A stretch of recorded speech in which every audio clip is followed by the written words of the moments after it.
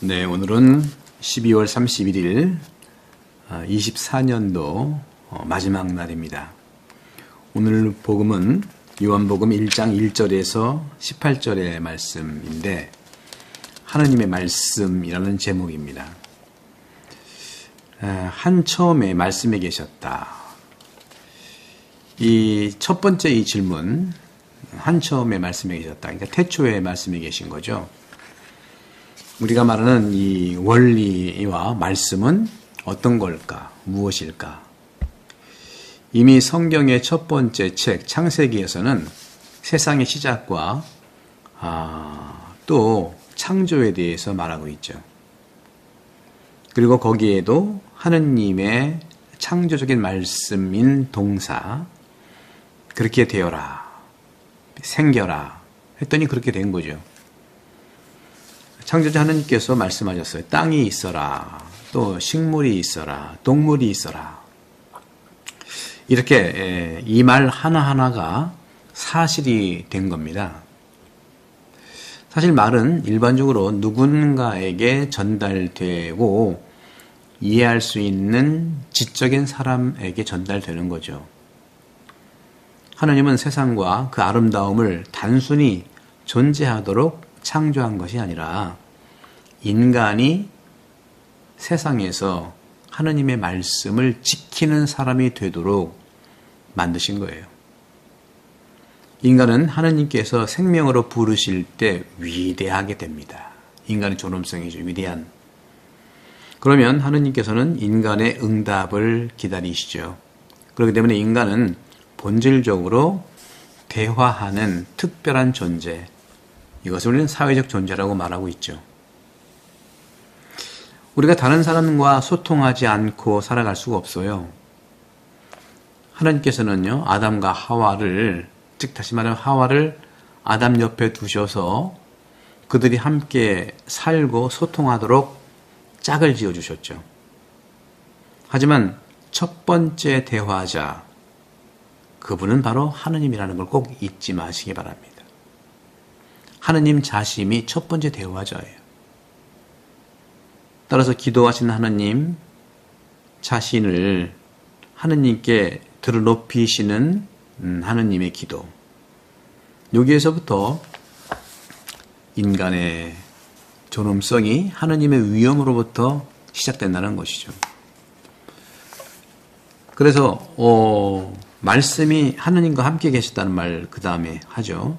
한처음에 말씀에 계셨다는 것과 그 다음에 바로 즉시 말씀은 하느님과 함께 계셨다. 인간은요, 대화하는 인격체로 창조되었습니다. 하지만 그 또한 하느님의 형상입니다. 이는 하느님도 영원으로부터 혼자 계시지 않는다는 뜻이죠. 성부, 성자, 성령, 삼위일체로 계시는 겁니다. 두 번째 이런 신성한 위격 아들 예수 그리스도는 성 요한에 의하면 말씀, 즉 로고스라고 불립니다. 항상 하느님을 가리키는 용어와 마찬가지로 이 말씀은요, 이미지의 성격을 갖고 있지만 아버지와 아들 사이의 관계가 무엇인지 보여주는 심오한 계시를 표현합니다. 단어의 정의는요, 생각의 표현입니다. 친구를 집에 초대하고 싶다면 저희에게 오세요, 우리에게 오세요 하고 초대하잖아요. 그렇게 말하잖아요. 누군가가 우리에게 부탁을 하면 우리는 고맙습니다 라는 말로 감사의 표시를 하죠. 사람이 생각하는 것을 표현하는 단어가 많을수록 그 단어는 어휘력은 더욱 완벽해집니다. 시인은요, 말의 대가이죠. 한강 작가도 시집으로 첫 번째 작품을 보였다고 하지 않습니까? 우리가 모두가 시인이 된다면 함부로 말은 하지 않을 겁니다. 그렇기 때문에 자신의 감정을 다른 사람보다 더 잘 표현하는 방법을 알고 있는 시인이 되기를 초대합니다. 이제 이런 경험을 삼위일체 하느님 삶에 적용해 본다면 삼위일체 아버지는 가장 완벽한 생각이죠. 아들은 모든 것을 표현하는 말씀이에요. 그렇기 때문에 그는 참 하느님에게서 나신 참 하느님이고 아버지의 모든 소유가 그 안에 있다는 것이죠. 비록 그것이 독특한 현실이라 할지라도 우리와 하느님과의 관계를 더 잘 이렇게 이해하게 되고 본보기가 될 수 있다는 것이죠. 하느님이 생각하시는 것을 우리도 생각하고 하느님이 원하시는 것을 우리도 원할 때 우리도 하느님처럼 된다는 것이죠. 나의 하느님, 우리의 하느님, 또 내 하느님의 말씀, 우리 하느님의 말씀. 이렇게 하느님은 우리 안에서 자신을 표현하시고 세상에 우리를 통해 말씀하십니다. 예언자들이죠. 이 시대의 예언자들입니다. 지도자들은요, 백성의 소리를 담아내는 예언자들의 소리를 귀하게 들어야 됩니다.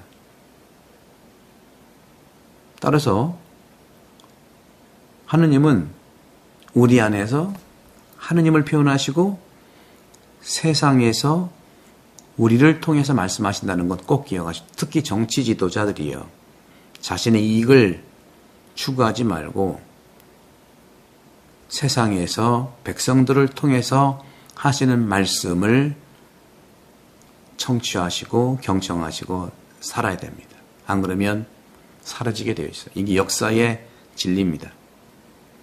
그렇기 때문에 우리도 하느님의 자녀라는 그런 삶에서 우리의 백성의 목소리가 하느님의 목소리라는 것이죠.